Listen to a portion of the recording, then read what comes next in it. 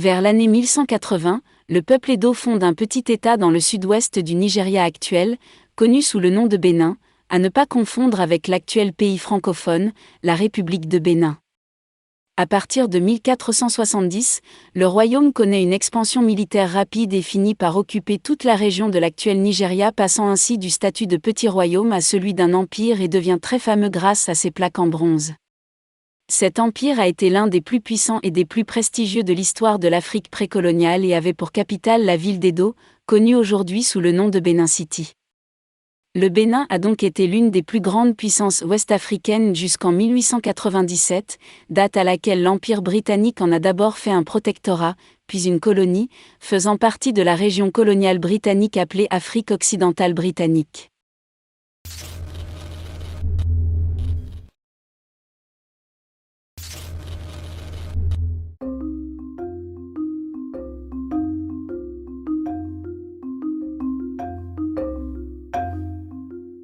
Le nom Bénin est dérivé de Bini, un nom sous lequel le peuple Edo, un groupe ethnique de la région de l'actuel Nigeria, s'est fait connaître à un certain moment de l'histoire. Ce nom pourrait également dériver de Birnin, qui signifierait territoire fortifié, en référence aux murs qui ont été érigés autour de la ville d'Edo, aujourd'hui Benin City, à la fin du XVe siècle. Une autre possibilité est que le nom dérive de Ubini, le nom que le souverain Ewedo a donné à la capitale et au royaume. Lorsque les Portugais sont entrés en contact avec l'Empire à partir de 1485, ils ont déformé le nom Ubini en Bénin. L'histoire de l'Empire du Bénin peut être divisée en 3 parties. L'histoire précoloniale, l'ère impériale, et enfin l'époque coloniale et le déclin de l'Empire. L'histoire précoloniale de l'Empire du Bénin peut également être divisée en 2 périodes distinctes. La première est celle où les tribus d'Edo ont été unifiées par la dynastie des Ogiso, Ogiso qui signifie roi du ciel. Ces souverains étaient considérés comme d'ascendance divine et ont créé le royaume appelé Igodo-Migodo. Ce royaume était donc sous l'influence du peuple Edo. À l'époque des Ogiso, les souverains disposaient d'un immense pouvoir dans tous les domaines, politiques, militaires, économiques, judiciaires, législatifs, etc. Ils administraient en concertation avec le Conseil des Anciens. À cette époque, un grand développement a été donné aux marchés et aux arts, notamment ceux de la sculpture sur bois et du travail du bronze, à tel point qu'aujourd'hui encore les bronzes de l'Empire du Bénin sont considérés comme des chefs-d'œuvre. La tradition enregistre les noms d'une trentaine d'Ogiso, hommes et femmes. On ne sait pas grand-chose de cette période, mais on sait que la dynastie s'est éteinte en l'an 1100 avec la mort du roi Owodo. La seconde période de l'histoire précoloniale de l'Empire du Bénin est celle où il était encore un royaume et sous influence Yoruba, dirigé par la dynastie des Oba. Les rois étaient traités comme des dieux. Les débuts de cette seconde dynastie du Bénin remontent au XIIIe siècle. Le premier grand roi du royaume du Bénin fut Ewedo. Son règne aurait été caractérisé par une guerre civile face aux faiseurs des rois. Son but était de se défaire de leur pouvoir politique qu'il juge trop important. C'est à partir de son règne que l'Oba, qui veut dire roi ou souverain en Yoruba, serait devenu l'institution de loin la plus puissante du royaume. Ce dernier a également introduit un certain nombre de tactiques militaires, de nouvelles législations et coutumes, de nouveaux cultes et de nouveaux marchés. Il est à l'origine du nom Ubini, qui a été ensuite déformé en Bénin par les Portugais, les premiers Européens à visiter cette région de l'Afrique dans la seconde moitié du XVe siècle. À la mort d'Ewedo, Oguola arrive au pouvoir. Il se fait remarquer par ses contributions artistiques et architecturales. Le roi Oguola est connu pour avoir érigé le second mur de Bénin pour se défendre de la cité rivale d'Udo. Ce mur qui protégeait Benin City et ses environs était considéré comme l'une des plus grandes constructions artificielles par sa longueur et le plus grand ouvrage en terre du monde. Il délimitait une emprise de 6500 km². La longueur combinée des murs, dont la plupart se situaient hors de la cité, était supérieure à 16 000 km.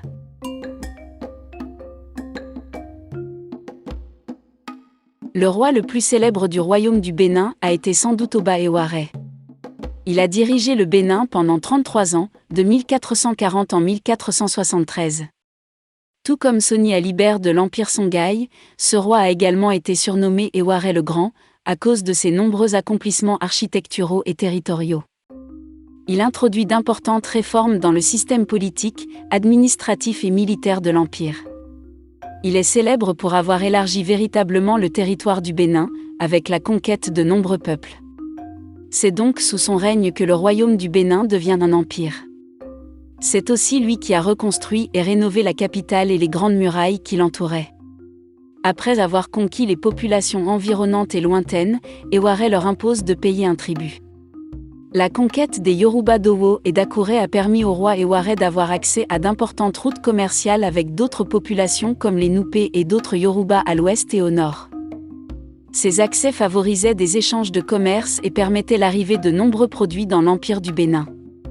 Avec la rapidité des conquêtes, la ville de Bénin s'est agrandie, atteignant une superficie de 90 000 km², environ 3 fois la superficie de la Belgique. Sous le règne du roi Éwaré, le Bénin disposait d'une armée forte et nombreuse, ce qui lui a permis de perdurer jusqu'à la fin du XIXe siècle. Les multiples réalisations d'Éwaré, son long règne ainsi que sa contribution à l'agrandissement du Bénin ont fini par faire de lui un roi extrêmement célèbre et admiré par son peuple. Il était à la fois le chef politique, économique et spirituel suprême. Son influence sur l'Empire du Bénin a perduré pendant plusieurs années, même après son décès. À la mort d'Éwaré, son fils Ozolua, alias le Conquérant, arrive au pouvoir. Ce dernier a poursuivi les conquêtes de son père entre 1481 et 1504 et après sa mort, Ezigié qui est son fils lui succède et dirige l'Empire, du début au milieu du XVIe siècle. À son époque, les Portugais étaient déjà bien installés sur les côtes africaines et il avait réussi à nouer des relations avec ses nouveaux venus. C'est sous le règne de ce dernier qu'une femme occupe une place importante dans la vie politique du Bénin à travers le titre de reine-mère. Sous le règne de l'empereur Ozolua et de son fils Ezigié, le Bénin était un empire hautement organisé. Ils ont grandement contribué à la montée en puissance de l'empire et de son statut en Afrique et même dans le monde. C'est sous le règne d'Ozolua le Conquérant, en 1485, que les premiers Portugais sont arrivés au Bénin.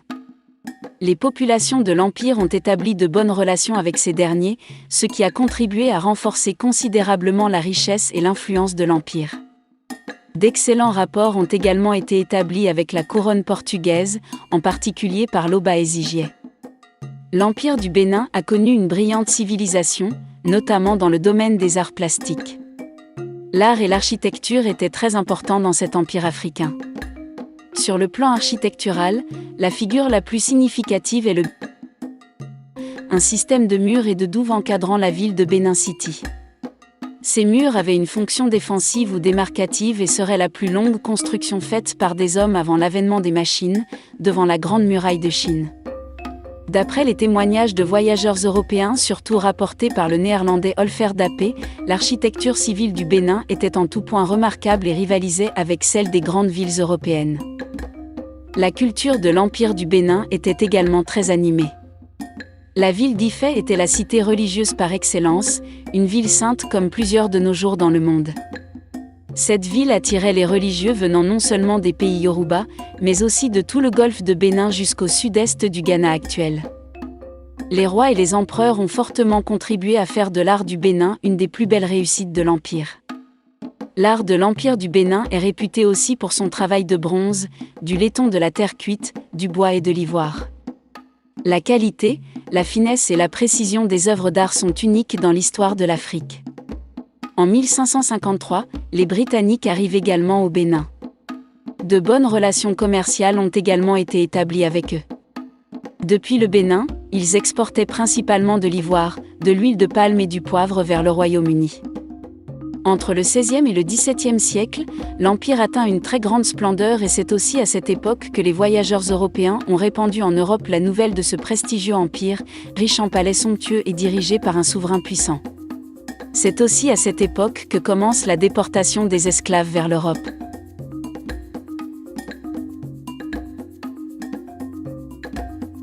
À la fin du XIXe siècle, les aspirations colonialistes européennes ont entraîné un changement radical des relations avec l'Empire du Bénin. Les Britanniques, qui avaient depuis longtemps établi de bons rapports avec l'Empire du Bénin, ont clairement montré qu'ils avaient l'intention de poursuivre plus directement leurs intérêts économiques dans la région. C'est ainsi que l'empereur Woba Ovonramwen, couronné en 1888, fut contraint de se résigner et signe un traité faisant de l'Empire du Bénin un protectorat britannique. Cette soumission n'est pas acceptée par la population et le mécontentement conduit à plusieurs protestations populaires, au cours desquelles, en 1897, 8 citoyens britanniques sont tués. L'événement déclenche de violentes représailles connues sous le nom d'expédition punitive du Bénin. En effet, après la mort des 8 citoyens britanniques, un bataillon sous les ordres de l'amiral Harry Rawson a envahi la capitale d'Edo, aujourd'hui Benin City, et l'a mise à feu et à sang. Le palais royal a été rasé et les œuvres d'art qu'il contenait ont été volées et se trouvent aujourd'hui dispersées dans de nombreux musées du monde entier, parmi lesquels les célèbres plaques de bronze gravées connues sous le nom de bronze du Bénin. À la fin de cette opération militaire, l'empereur est déporté, la monarchie est supprimée et le territoire est démembré en de nombreux petits États.